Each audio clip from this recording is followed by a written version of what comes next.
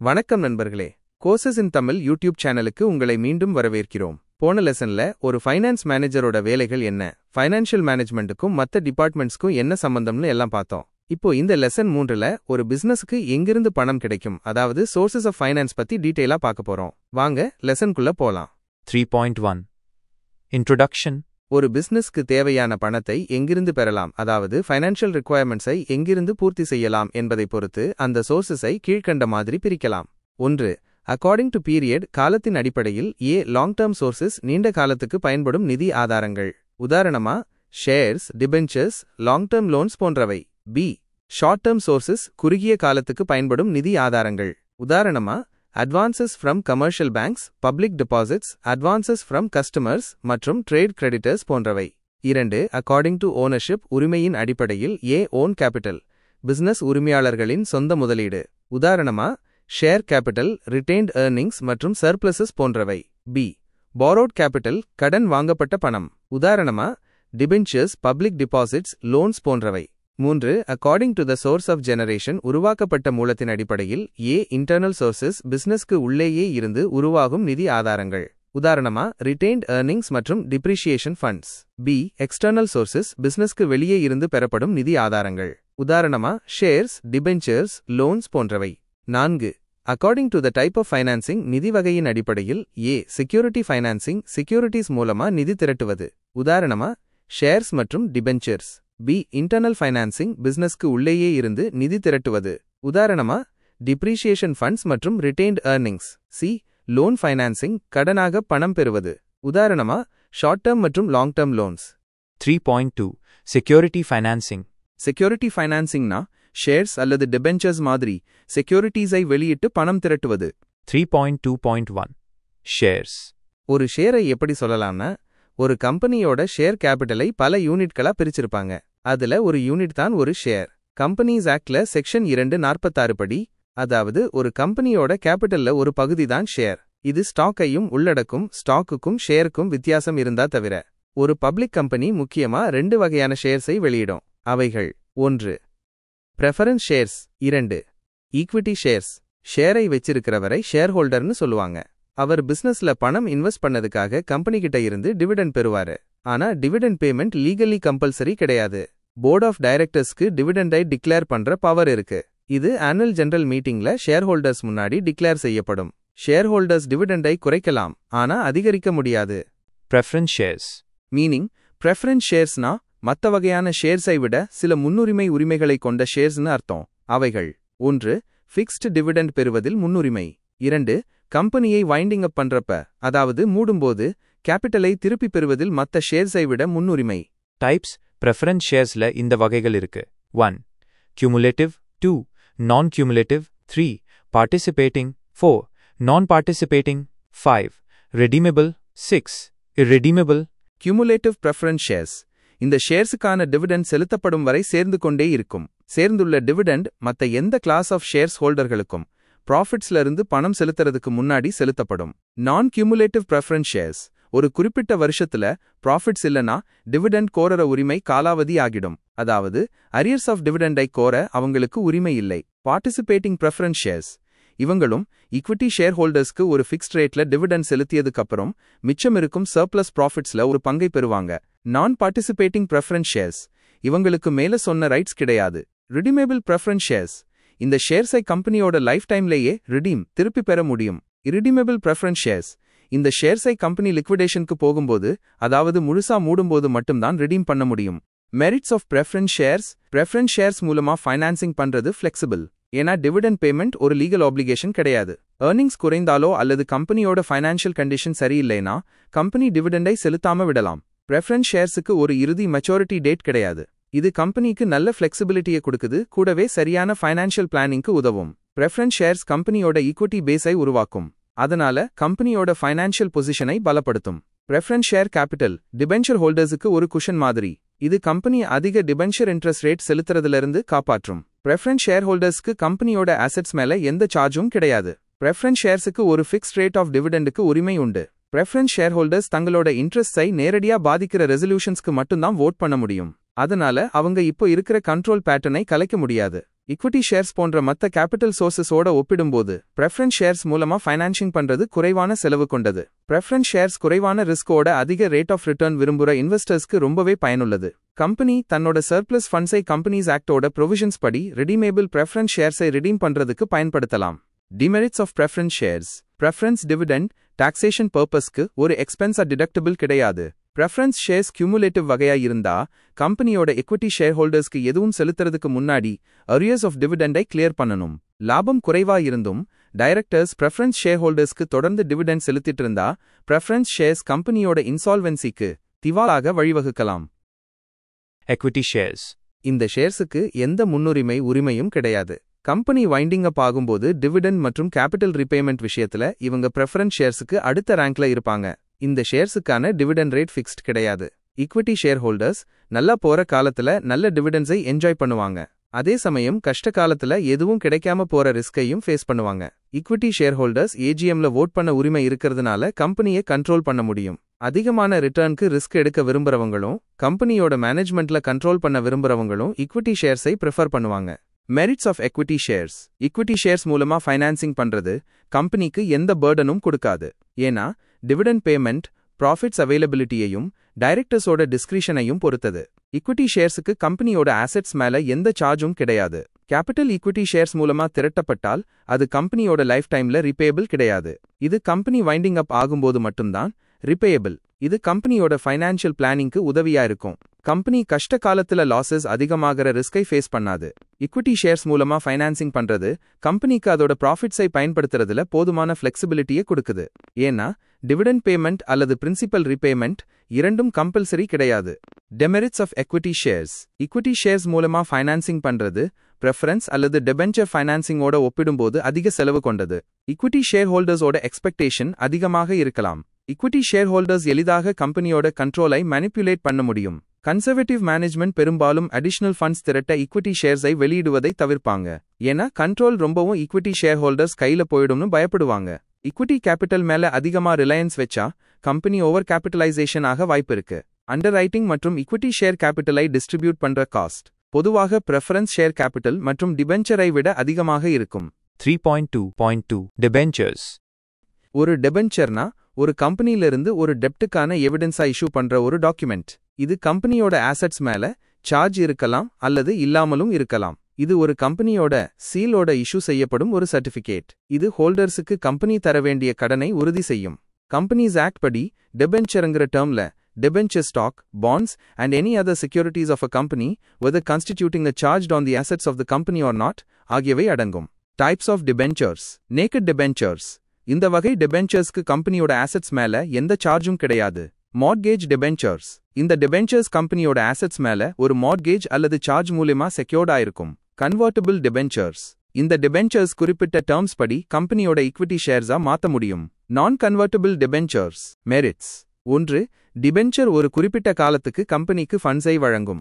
அதனால கம்பெனி தன்னோட ஃபைனான்ஷியல் பிளானை தன்னோட தேவைகளுக்கு ஏற்ப சரி செய்ய முடியும். 2. டிபென்ச்சரல் கம்பெனிக்கு ஃபண்ட்ஸ் நீண்ட காலத்துக்கு கிடைக்குது. அதோட கண்ட்ரோல் பாதிக்கப்படாது. 3. டிபென்ச்சர்ஸ் கம்பெனிக்கு ட்ரேடிங் ஆன் ஈக்விட்டி வாய்ப்பை பயன்படுத்தி ஈக்விட்டி ஷேர் ஹோல்டர்ஸுக்கு ஓவரால் ரிட்டர்ன் ஆன் இன்வெஸ்ட்மெண்ட்டை விட அதிக ரேட்ல டிவிடெண்ட் செலுத்த உதவும். 4. டிபென்ச்சர்ஸ் எச்சரிக்கையான மற்றும் பழமைவாத இன்வெஸ்டர்ஸ்க்கு ரொம்பவும் பொருத்தமானது. அவங்க குறைந்த அல்லது இல்லாத ரிஸ்கோட ஒரு ஸ்டேபிள் ரேட் ஆஃப் ரிட்டர்னை விரும்புவாங்க. டெமெரிட்ஸ். 1. டிபென்ச்சர் மூலமா ஃபண்ட்ஸ் ரேஸ் பண்றது ரிஸ்கி. ஏன்னா கம்பெனி இன்ட்ரெஸ்ட் அல்லது பிரின்சிபல் இன்ஸ்டால்மெண்ட்டை சரியான நேரத்துல செலுத்த தவறினால் டிபென்ச்சர் ஹோல்டர் கம்பெனியை வைண்டிங் அப் பண்ண கோரி ஒரு பெட்டிஷனை தாக்கல் செய்யற தீவிரமான நடவடிக்கையை எடுக்கலாம். 2. டிபென்ச்சர்ஸ் ஏர்னிங்ஸ் ரொம்பவே ஏற்ற இறக்கமா இருக்கிற கம்பெனிஸ்க்கு பொருத்தமானது கிடையாது. 3. ஒவ்வொரு அடிஷனல் டிபென்ச்சர் இஷ்யூவும் அதிக ரிஸ்கியாவும் அதிக செலவுள்ளதாகவும் மாறும். ஏன்னா டிபென்ச்சர் ஹோல்டர்ஸோட எக்ஸ்பெக்டேஷன் அதிகமாகும். அவங்க அதிக இன்ட்ரெஸ்ட் ரேட்டை கூட கேட்கலாம். 3.3 இன்டர்னல் ஃபைனான்சிங். ஒரு கம்பெனிக்கு வெளியிலிருந்து மட்டும்தான் பணம் வரும்னு இல்ல. இப்போ இருக்கிற ஒரு கம்பெனியால தனக்கு உள்ளேயே இருந்தும் பணத்தை உருவாக்க முடியும். இப்படி உள்ளேயே இருந்து பணம் திரட்டுறதுக்கு 2 முக்கியமான வழிகள் இருக்கு. அவைகள் டிப்ரிசியேஷன் மற்றும் ரிட்டெயின்ட் ஏர்னிங்ஸ். 3.3.1 டிப்ரிசியேஷன். டிப்ரிசியேஷன்னா ஒரு சொத்தோட மதிப்பு தேய்மானம் வேர் அண்ட் டியர் ஆகிறதுனாலயோ காலம் போறதுனாலயோ பழசானதுனாலயோ ஆப்சோலசன்ஸ் அல்லது விபத்துகள்னாலேயோ குறையறதுதான். இப்படி டிப்ரீஷியேஷனுக்கு ஒதுக்கப்பட்ட பணத்தை ஒரு நிதி ஆதாரமா சோர்ஸ் ஆஃப் ஃபைனான்ஸ் பயன்படுத்துவாங்க. மெரிட்ஸ். 1. டிப்ரீஷியேஷன் பணத்தை உருவாக்குறது கிடையாது, ஆனா பணத்தை சேமிச்சு கொடுக்குது. 2. டிப்ரீஷியேஷன் வரி விதிக்கப்படும் வருமானத்தை குறைச்சு அந்த காலத்துக்கான வருமான வரி பொறுப்பை குறைக்கும். 3.2 Retained earnings or plowing back of profits. Companies ஆக்டோட சமீபத்திய விதிமுறைகளின்படி ஒரு கம்பெனிக்கு வரி போக கிடைக்கிற நிகர லாபத்துல ஒரு குறிப்பிட்ட சதவீதம் 10 விழுக்காடுக்கு மேல போகக்கூடாது, ரிசர்வ்ஸுக்கு மாத்தப்படணும். இந்த பணம் ஒரு கம்பெனிக்கு நிதி ஆதாரமா பயன்படும். மெரிட்ஸ். 1. இதுக்கு செலவு குறைவு. ஏன்னா பல வகையான செக்யூரிட்டிஸை வெளியிட்டு நிதி திரட்டுற மாதிரி இதுக்கு எந்த ஃப்ளோட்டேஷன் காஸ்டும் கிடையாது. 2. இது கம்பெனியோட பெயரை ரெப்யூட்டேஷன் உயர்த்தும், மேலும் எதிர்பாராத மற்றும் திடீர் பிசினஸ் ஷாக்ஸை சமாளிக்கும் திறனை அதிகரிக்கும். 3. இந்த வழி முக்கியமா விரிவாக்கம், எக்ஸ்பான்ஷன் மற்றும் மேம்பாடுகளுக்கு இம்ப்ரூவ்மெண்ட்ஸ் பயனுள்ளது. 4. இந்த நிதி ஆதாரத்துக்கு இன்ட்ரெஸ்ட் அல்லது டிவிடெண்ட் பேமெண்ட் சம்பந்தமா எந்த ஒரு நிலையான கட்டாயமும் கிடையாது. டெமெரிட்ஸ். 1. ரிட்டைன்ட் ஏர்னிங்ஸை கம்பெனியோட நிர்வாகம் தவறா பயன்படுத்த வாய்ப்பு இருக்கு. அதாவது பங்குச்சந்தையில கம்பெனி ஷேர்ஸோட மதிப்பை மாற்றுறதுக்கோ அல்லது கம்பெனியோட செயல்பாடுகளை நிர்வகிப்பதில் இருக்கிற திறமையின்மையை மறைக்கவோ பயன்படுத்தப்படலாம். 2. நீண்ட காலமா தொடர்ந்து ரிட்டைன்ட் ஏர்னிங்ஸை அதிகமா பயன்படுத்துறது கம்பெனியை ஒரு மொனோபொலிஸ்டிக் ஆர்கனைசேஷனா மாத்துறதுக்கு வழிவகுக்கலாம். 3. ரிட்டைன்ட் ஏர்னிங்ஸ் மூலமா நிதி திரட்டுற முறை சமூக நலனுக்கு தீங்கு விளைவிக்கலாம். ஏன்னா சமூகம் அந்த பணத்தை கேபிட்டல் மார்க்கெட் மூலமா இன்வெஸ்ட் செய்ய வாய்ப்பு கிடைக்காது. இது சமூகத்துக்கு அதிக பயனுள்ளதா இருக்கலாம். 4. ரிட்டைன்ட் ஏர்னிங்ஸை நிதி ஆதாரமா பயன்படுத்துறத ஷேர்ஹோல்டர்ஸ் எதிர்க்கலாம். ஏன்னா இது அவங்களோட வழக்கமான வருமானத்தை ரெகுலர் இன்கம் பாதிக்கும். 3.4 Loan financing. லோன் ஃபைனான்சிங்னா பிசினஸ்க்கு தேவையான பணத்தை கடனா வாங்குறது. இதுல பல வகைகள் இருக்கு. 3.4.1 Trade credit. ட்ரேட் கிரெடிட்ங்கிறது ஒரு ஷார்ட் டேர்ம் ஃபைனான்சிங். இது கிட்டத்தட்ட எல்லா வகையான பிசினஸ் ஃபர்ம்ஸ்லையும் ரொம்ப பொதுவான ஒரு விஷயம். பெரும்பாலான விற்பனையாளர்கள் வாங்குபவர்களுக்கு கிரெடிட் கொடுப்பாங்க. இதைத்தான் ட்ரேட் கிரெடிட்னு சொல்றோம். இந்த கிரெடிட் இந்த மாதிரி இருக்கலாம். A. An open account credit arrangement. இதுல வாங்குபவர் விற்பனையாளருக்கு தரவேண்டிய பணத்துக்கான ஒரு முறையான டெட் இன்ஸ்ட்ருமெண்ட்ல கையெழுத்து போட மாட்டார். இது பொதுவாக நல்ல கிரெடிட் வர்தினஸ் இருக்கிற வாடிக்கையாளர்களுக்கு கிடைக்கும். B. Acceptance credit arrangement. இதுல வாங்குபவர் விற்பனையாளருக்கு தரவேண்டிய பணத்துக்காக ஒரு பில் ஆஃப் எக்ஸ்சேஞ்ச் அல்லது ஒரு ப்ராமிசரி நோட்டை அக்செப்ட் பண்ணுவாரு. மெரிட்ஸ். 1. இது ஈஸியா கிடைக்கும். 2. இது தொடர்ச்சியா மற்றும் முறைசாரா அடிப்படையில கிடைக்கும். 3. ட்ரேட் கிரெடிட் பெறறதுக்கு ஃபர்மோட சொத்துக்களுக்கு எந்த சார்ஜும் உருவாக்க வேண்டிய அவசியம் இல்லை.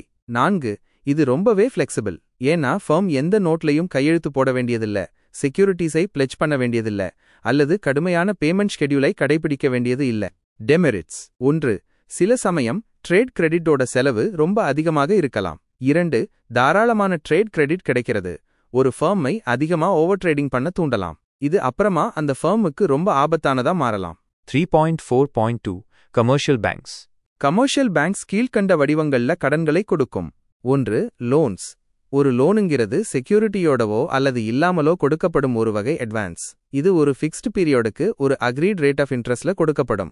ரீபேமெண்ட்ஸ் தவணைகள்ல அல்லது ஒரு குறிப்பிட்ட காலம் முடிஞ்சதும் இருக்கலாம். 2. Cash credit. கேஷ் கிரெடிட்டுங்கிறது ஒரு ஏற்பாடு.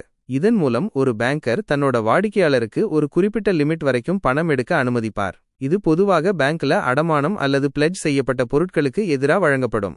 3. பிளெட்ஜ் பொறுத்தவரை பொருட்கள் பேங்கின் கட்டுப்பாட்டுல இருக்கும். பொருட்கள் சேமிக்கப்பட்டுள்ள கோடவுன்ல பேங்கின் பெயர் இருக்கும். கடன் வாங்குபவருக்கு அந்த பொருட்களை கையாள உரிமை இல்லை. 4. ஹைப்போதிகேஷன். இந்த விஷயத்துல பொருட்களின் உடைமை பேங்குக்கு கொடுக்கப்படாது. பொருட்கள் கடன் வாங்குபவரின் வசம் மற்றும் அவரோட கோடவுன்லேயே இருக்கும். பேங்க் விரும்பும் போதெல்லாம் பொருட்களுக்கு அணுகல் உரிமை வழங்கப்படும். 5. ஓவர்டிராஃப்ட்ஸ். ஒரு வாடிக்கையாளருக்கு தற்காலிக கடன் தேவைப்பட்டால் அவர் தனது கரண்ட் அக்கவுண்டை செக்யூரிட்டியோடவோ அல்லது இல்லாமலோ ஓவர்டிரா செய்ய அனுமதிக்கப்படலாம். 6. Bills discounting. பேங்க் தனது வாடிக்கையாளர்களுக்கு அவங்க பில்ஸை டிஸ்கவுண்ட் பண்றது மூலமாவும் அட்வான்சஸ் கொடுக்கும். இது செக்யூரிட்டியோடவோ அல்லது இல்லாமலோ இருக்கலாம். டிஸ்கவுண்ட் தொகை கழித்ததுக்கு அப்புறம் இருக்கிற நிகர தொகை வாடிக்கையாளரின் கணக்குல வரவு வைக்கப்படும். மெரிட்ஸ். 1. இது செலவு குறைந்தது. 2. வெவ்வேறு திட்டங்கள் கிடைக்கும், அதனால ஃப்ளெக்சிபிலிட்டியை மெயின்டைன் பண்ண முடியும். 3. ரிசர்வ் பேங்க் ஆஃப் இந்தியாவோட டைரக்டிவ்ஸ் படி சிறப்பு திட்டங்களுக்கு கன்செஷனல் ரேட்ஸ் கிடைக்கும். 4. கமர்ஷியல் பேங்க்ஸ் தங்களுடைய கடன் வாங்குபவர்களுக்கு நண்பராகவும் வழிகாட்டியாகவும் செயல்படும். டெமெரிட்ஸ். 1. கமர்ஷியல் பேங்க்ஸ் கிட்ட இருந்து ஃபைனான்சிங் பெறறதுக்கு நிறைய டாக்குமெண்ட்ஸ்ல கையெழுத்து போடணும். இது செலவையும் நேரத்தையும் உள்ளடக்கும். 2. கமர்ஷியல் பேங்க்ஸ் பிசினஸ் ஃபர்ம்ஸுக்கு பாதுகாப்பற்ற கடன்களை அன்செக்யூர்ட் கிரெடிட் ரொம்ப அரிதாகவே கொடுக்கும். 3. ஒரு கமர்ஷியல் பேங்க்ஸ் தன்னோட வாடிக்கையாளர் பணம் செலுத்துறதுல ஒரு சின்ன தவறு செஞ்சா கூட ரொம்ப கடுமையான பார்வையில பார்க்கும். 3.4.3 Public Deposits. பல கம்பெனிஸ் தங்கள் மெம்பர்ஸ், டைரக்டர்ஸ் மற்றும் பொதுமக்களிடமிருந்து குறுகிய காலத்துக்கு டிபாசிட்ஸை ஏத்துக்கறாங்க. இன்ட்ரெஸ்ட் ரேட் ஃபிக்ஸ்ட் பண்ணப்படும். டெபாசிட்ஸ் ஒரு அக்ரீட் பீரியடுக்கு வாங்கப்படும். மெரிட்ஸ். 1. பப்ளிக் டிபாசிட் மூலமா ஃபைனான்சிங் பண்றது ரொம்ப சுலபமானது. இதுல அதிக சிக்கலான ஃபார்மாலிட்டிஸ் கிடையாது. 2. இது செலவு குறைந்தது. 3. பப்ளிக் டிபாசிட்ஸ் மூலமா ஃபண்ட்ஸ் ரைஸ் பண்றதுக்கு கம்பெனியோட ஆசெட்ஸ் மேல எந்த சார்ஜும் உருவாக்க வேண்டிய அவசியமில்லை. 4. பப்ளிக் டிபாசிட்ஸ்க்கான இன்ட்ரெஸ்ட் ரேட் ஃபிக்ஸ்ட் பண்ணப்பட்டது. டெமெரிட்ஸ். 1. பப்ளிக் டிபாசிட்ஸ் மூலமா ஃபைனான்ஸ் ரைஸ் பண்றது ஒரு நம்பகமான மற்றும் உறுதியான சோர்ஸ் கிடையாது. 2. கம்பெனி சரியாக செயல்படவில்லைன்னு ஒரு சின்ன வதந்தி பரவினா கூட மக்கள் தாங்கள் செஞ்ச டிபாசிட்ஸை முன்கூட்டியே பெற கம்பெனிக்கு விரைந்து வருவாங்க. 3. இந்த சிஸ்டம் ஒரு ஆரோக்கியமான கேபிட்டல் மார்க்கெட்டோட வளர்ச்சிக்கு தீங்கு விளைவிக்கலாம். 3.4 Finance Companies. ஃபைனான்ஸ் கம்பெனிஸ் கீழ்க்கண்ட வழிகள்ல இண்டஸ்ட்ரிக்கு ஃபைனான்ஸ் அரேஞ்ச் பண்றதுல ஈடுபடுவாங்க. 1. Leasing and higher purchase. Finance companies leasing அல்லது ஹையர் பர்ச்சேஸ் ஃபெசிலிட்டிஸ் மூலமா plant and machinery, vehicles, office equipments போன்ற கேபிட்டல் அசெட்ஸை வாங்க இண்டஸ்ட்ரிக்கு உதவுவாங்க. 2. Merchant banking. மர்ச்சன்ட் பேங்கிங் என்பது அடிப்படையில் ஒரு சர்வீஸ் பேங்கிங். இது ஃபண்ட்ஸை வழங்குவதை விட ஃபண்ட்ஸை அரேஞ்ச் பண்றதுல கவனம் செலுத்தும். Project counselling. ஒரு மர்ச்சன்ட் பேங்கர் ஒரு ஆண்டர்பிரினியோருக்கு idea generation, projects identification, project feasibility reports தயார் பண்றது, லொகேஷன் ஃபிக்ஸ் பண்றது, ஸ்டேட் மற்றும் சென்ட்ரல் கவர்மெண்ட்ஸ் கிட்ட இருந்து பணம், சாங்ஷன்ஸ் அப்ரூவல்ஸ் பெறதுல உதவுவார். Sponsor of issue. Merchant bankers prospectus தயார் பண்றது, செபி கிட்ட இருந்து அப்ரூவல் பெறது, அண்டர் ரைட்டிங், புரோக்கிங் மற்றும் இஷ்யூக்கான பேங்கிங் மூலியமா இஷ்யூஸ்க்கு ஸ்பான்சரா செயல்படுவாங்க. Credit syndication. மர்ச்சன்ட் பேங்கர்ஸ் தங்கள் வாடிக்கையாளர்களின் லாங் டேர்ம் மற்றும் ஒர்க்கிங் கேபிட்டல் ரிக்வயர்மெண்ட்ஸை பூர்த்தி செய்ய ப்ரோமோட்டர்ஸ் சார்பா வெவ்வேறு ஃபைனான்ஷியல் இன்ஸ்டிடியூஷன்ஸ் கிட்ட இருந்து ஃபைனான்ஷியல் அசிஸ்டன்ஸ்க்கு ப்ராஜெக்ட் ஃபைல்ஸ், லோன் அப்ளிகேஷன் போன்றவற்றை தயார் பண்ணுவாங்க. Servicing of issues. Merchant bankers தங்கள் வாடிக்கையாளர் கம்பெனிஸோட ஷேர் ஹோல்டர்ஸ் மற்றும் டிபென்ச்சர் ஹோல்டர்ஸோட ரெஜிஸ்டரை மெயின்டைன் பண்ணுவாங்க. டிவிடெண்ட்ஸ், டிபென்ச்சர் இன்ட்ரெஸ்ட்களுக்கான பேயிங் ஏஜென்ட்ஸா செயல்படுவாங்க. Investment management. Merchant bankers investment decisions, taxation மற்றும் இன்ஃப்ளேஷன் செக்யூரிட்டிஸ் மேல ஏற்படுற இஃபெக்ட்ஸ் தொடர்பான விஷயங்கள்ல ஆலோசனை வழங்குவாங்க. தங்கள் வாடிக்கையாளர் கம்பெனிஸ்க்காக செக்யூரிட்டிஸை வாங்குறது மற்றும் விக்கிறது ஃபங்க்ஷன்ஸையும் அவங்க செய்வாங்க. Arrangement for fixed deposits. Merchant bankers கம்பெனிஸுக்கு பப்ளிக் கிட்ட இருந்து ஃபிக்ஸ்ட் டிபாசிட்ஸ் மூலமா ஃபைனான்ஸ் ரைஸ் பண்ண உதவுவாங்க. அவங்க பப்ளிக் டிபாசிட்ஸை திரட்டுறதுக்கு புரோக்கர்ஸாவும் செயல்படுவாங்க. அதர் ஸ்பெஷலிஸ்ட் ஆக்டிவிட்டீஸ் இதுல அடங்கும். Corporate counselling. NRISக்கு இந்தியாவில் பொருத்தமான இன்வெஸ்ட்மெண்ட் ஆப்பர்ச்சுனிட்டிஸ்க்கான சேவைகள், ஃபாரின் கொலாபரேஷன் நெகோசியேஷன்ல உதவி, டெக்னாலஜி, ஃபைனான்ஸ் போன்றவற்றை அரேஞ்ச் பண்றது. 3. Equity research and investment counselling. ஒரு சாதாரண இன்வெஸ்டர் இன்வெஸ்ட்மெண்ட் டிசிஷன்ஸ் எடுக்க வெவ்வேறு கம்பெனிஸோட ஃபைனான்ஷியல் ஸ்டேட்மெண்ட்ஸ் மற்றும் எதிர்கால வாய்ப்புகளை அனலைஸ் பண்ண தனது கவனத்தை செலுத்த முடியாது. இதை வழங்குறதுக்காக பல ஃபைனான்ஸ் கம்பெனிஸ் பொட்டன்ஷியல் இன்வெஸ்டர்ஸ்க்கு குறைந்த செலவுல அட்வைசரி சர்வீசஸை நிறுவியிருக்காங்க. இதன் மூலம் மறைமுகமா கம்பெனிஸ்க்கு ரிசோர்சஸ் ரைஸ் பண்ண உதவுறாங்க. 3.4.5 Accrual Accounts. அக்ரூவல் அக்கவுண்ட்ஸ்ங்கிறது தானாகவே உருவாகுற ஒரு காஸ்ட் ஃப்ரீ ஃபைனான்ஸ் சோர்ஸ். இது செல்ஃப் ஜெனரேட்டிங் ஆனது. இதுல ரொம்ப பொதுவான அக்ரூவல் அக்கவுண்ட்ஸ் வேஜஸ் மற்றும் டாக்ஸஸ். இந்த 2 விஷயங்கள்லையும் தொகை வரவேண்டியது இருக்கும். ஆனா அது உடனே செலுத்தப்படாது. இப்படி அந்த பணம் பிசினஸோட வழக்கமான செயல்பாடுகளுக்கு பயன்படுத்தப்படும். மெரிட்ஸ். இது செலவு இல்லாத அல்லது இன்ட்ரெஸ்ட் ஃப்ரீயான ஒரு ஃபைனான்சிங் சோர்ஸ். டெமெரிட்ஸ். கம்பெனி கவர்மெண்ட்க்கு செலுத்த வேண்டிய டாக்ஸஸை பெனல்டிஸ் வராம இன்டெஃபினிட்லி ஒத்தி போட முடியாது. அதே மாதிரி ஒர்க்கர்ஸுக்கு வேஜஸ் செலுத்தப்படலைனா ட்ரேட் யூனியன்ஸும் ஆட்சேபம் தெரிவிப்பாங்க. வேஜஸை ஒத்தி போடுறது எம்ப்ளாயீஸோட மொராலை பாதிச்சு ஆப்சென்டீசம் மற்றும் எஃபிஷியன்சி குறைஞ்சு அதிக லேபர் டர்ன் ஓவருக்கு வழிவகுக்கும். 3.4.6 Indigenous Bankers. இண்டிஜினஸ் பேங்கர்ஸ்ங்கிறது தனிப்பட்ட நபர்கள். இவங்க சிறு மற்றும் உள்ளூர் பிசினஸ் யூனிட்ஸுக்கு ஷார்ட் டேர்ம் மற்றும் மீடியம் டேர்ம் லோன்ஸ் வழங்குற பிசினஸ்ல ஈடுபடுவாங்க. இவங்க அதிக இன்ட்ரெஸ்ட் ரேட் வசூலிப்பதால் கடைசி ஃபைனான்ஸ் சோர்ஸா கருதப்படுவாங்க. 3.4.7 Advances from Customers. இது ஒரு காஸ்ட் ஃப்ரீ ஃபைனான்ஸ் சோர்ஸ். இது பிசினஸ் மற்றும் மேனுஃபேக்சரர்ஸ்க்கு ரொம்பவே பயனுள்ளது. அவங்க கஸ்டமர்ஸ் கிட்ட இருந்து முன்கூட்டியே பணம் அட்வான்ஸ் பேமெண்ட் பெறுவாங்க. 3.5 Term Loans. டேர்ம் லோன்ஸ்ங்கிற வார்த்தை மீடியம் மற்றும் லாங் டேர்ம் லோன்ஸ் ரெண்டையும் குறிக்கும். மீடியம் டேர்ம் லோன்ஸ் 1 முதல் 5 வருஷங்கள் வரைக்கும் இருக்கும். அதே சமயம் லாங் டேர்ம் லோன்ஸ் 5 முதல் 15 வருஷங்கள் வரைக்கும் இருக்கும். Term loans பொதுவாக IFCI, SFCs, SIDCs, ICICI, IDBI, UTI, IRBI, HDFC, Exim Bank போன்ற ஃபைனான்ஷியல் இன்ஸ்டிடியூஷன்ஸால வழங்கப்படும். Special features of long term loans. Objective: term loans பொதுவாக இந்த காரணங்களுக்காக வழங்கப்படும். இண்டஸ்ட்ரியல் யூனிட்ஸை ஆரம்பிக்க, புதுப்பிக்க, விரிவாக்க அல்லது நவீனப்படுத்த. ஒர்க்கிங் கேபிட்டல் ரிக்வயர்மெண்ட்ஸை பூர்த்தி செய்ய. பாண்ட்ஸ், டிபென்ச்சர்ஸ் போன்றவற்றை திருப்பி செலுத்த. செக்யூரிட்டி: டேர்ம் லோன்ஸ் பொதுவாக செக்யூர்டாக இருக்கும், அதாவது கம்பெனியோட ஆசெட்ஸ் மேல ஃப்ளோட்டிங் அல்லது ஃபிக்ஸ்ட் சார்ஜ் இருக்கும். டைம் பீரியட்: டேர்ம் லோன்ஸ் 1 முதல் 15 வருஷங்கள் வரைக்கும் வழங்கப்படும். கடன் வாங்குபவர் சிரமம் இல்லாம செலுத்த வசதியா, ரிபேமெண்ட்ஸ் எளிதான தவணைகள்ல, இன்ஸ்டால்மெண்ட்ஸ் இருக்கும். ஃபார்மல் அக்ரீமெண்ட்: டேர்ம் லோன் ஒரு முறையான அக்ரீமெண்ட் அடிப்படையில வழங்கப்படும். இந்த அக்ரீமெண்ட்ல கடன் வழங்குவதற்கான நிபந்தனைகள் இருக்கும். அப்புறம் கடன் கொடுத்தவங்களோட லெண்டர் நன்மைக்காக சில பாதுகாப்பு கிளாஸ்கள், ப்ரொடெக்டிவ் கிளாசஸ் இருக்கும். பார்ட்டிசிபேஷன் பேசிஸ்: லோன் அமௌண்ட் ரொம்ப பெருசா இருந்தா ஃபைனான்ஷியல் இன்ஸ்டிடியூஷன்ஸ் ஒரு சிண்டிகேட் பேசிஸ்ல கிரெடிட்ல பங்கு பெறுவாங்க. Introduces financial discipline: term loans கடன் வாங்குபவர்களிடம் சரியான ஃபைனான்ஷியல் டிசிப்ளினை கொண்டு வரும். கடன் வாங்குபவர் தனது கேஷ் ஃப்ளோஸை ஃபோர்காஸ்ட் செய்யணும். அப்போதான் லோன் மற்றும் இன்ட்ரெஸ்டை ஒப்புக்கொண்ட அட்டவணைப்படி திருப்பி செலுத்த முடியும். ரீஃபைனான்ஸ் ஃபெசிலிட்டி: கமர்ஷியல் பேங்க்ஸ் தாங்கள் வழங்கிய டேர்ம் லோன்ஸுக்கு IDBI-இடமிருந்து ரீஃபைனான்ஸ் ஃபெசிலிட்டியை பெறுவாங்க. இந்த ரிஸ்கை கமர்ஷியல் பேங்க் தான் ஏத்துக்கும். ப்ராஜெக்ட் ஓரியன்டட் அப்ரோச்: டேர்ம் லெண்டிங்ல ஈடுபடுற ஃபைனான்ஷியல் இன்ஸ்டிடியூஷன்ஸ் ப்ராஜெக்ட்ஸை அப்ரைஸ் பண்ணி அதோட நன்மைகளை மதிப்பிடுவாங்க. ப்ராஜெக்ட் அவங்களோட சோதனைகளை, டெஸ்ட்ஸ் பூர்த்தி செய்தால் மட்டுமே கடன் அனுமதிப்பாங்க. ஸ்பெஷல் கண்டிஷன்ஸ்: டைம் மற்றும் காஸ்ட் ஓவர் ரன்ஸில் இருந்து பாதுகாக்க லோன் அக்ரீமெண்ட்ஸ் பொதுவாக கடன் வாங்குபவர் சில சிறப்பு நிபந்தனைகளை, ஸ்பெஷல் கண்டிஷன்ஸ் மேற்கொள்ள வேண்டும் என்று கோரும். சமரி: ஒரு ஆர்கனைசேஷனோட ஃபைனான்ஷியல் ரிக்வயர்மெண்ட்ஸை பல வழிகளில் பூர்த்தி செய்ய முடியும். அவற்றை செக்யூரிட்டி ஃபைனான்சிங், இன்டர்னல் ஃபைனான்சிங் மற்றும் லோன் ஃபைனான்சிங்னு பிரிக்கலாம். செக்யூரிட்டி ஃபைனான்சிங் ஷேர்ஸ் மற்றும் டிபென்ச்சர்ஸ்னு வகைப்படுத்தலாம். இன்டர்னல் ஃபைனான்சிங் 2 வகைகள்ல இருக்கு: டிப்ரிஷியேஷன் ஃபண்ட்ஸ் மற்றும் ரிட்டெய்ன்ட் ஏர்னிங்ஸ். லோன் ஃபைனான்சிங்ல ஷார்ட் டேர்ம் மற்றும் லாங் டேர்ம் லோன்ஸ் இருக்கு. ஷார்ட் டேர்ம் லோன்ஸை commercial banks, advances, public deposits, accrual accounts, trade credits மற்றும் ஃபைனான்ஸ் கம்பெனிஸ் கிட்ட இருந்து பெறலாம். நண்பர்களே, இந்த லெசன் 3ல ஒரு பிசினஸுக்கு தேவையான பணத்தை எங்கிருந்து எல்லாம் பெறலாம்னு நாம ரொம்ப விரிவாக பார்த்தோம். ஷேர்ஸ், டிபென்ச்சர்ஸ், இன்டர்னல் ஃபைனான்சிங் முறைகள், அப்புறம் trade credit, bank loans, public deposits மற்றும் டேர்ம் லோன்ஸ் பத்தியெல்லாம் நல்லா புரிஞ்சிருப்பீங்கன்னு நம்புறோம். இந்த நாலேஜ் உங்க ஃபைனான்ஷியல் மேனேஜ்மெண்ட் புரிதலுக்கு ரொம்ப முக்கியம். அடுத்த லெசன்ல கேபிட்டல் பட்ஜெட்டிங் பத்தி பார்க்க போறோம். இது பிசினஸ்ல பெரிய முதலீட்டு முடிவுகளை எப்படி எடுக்கிறதுன்னு சொல்லும். மறக்காம நம்ம கோர்சஸ் இன் தமிழ் யூடியூப் சேனலை சப்ஸ்கிரைப் பண்ணுங்க, உங்க நண்பர்களோட ஷேர் பண்ணுங்க. மேலும் தகவல்களுக்கு இணைந்திருங்கள். நன்றி.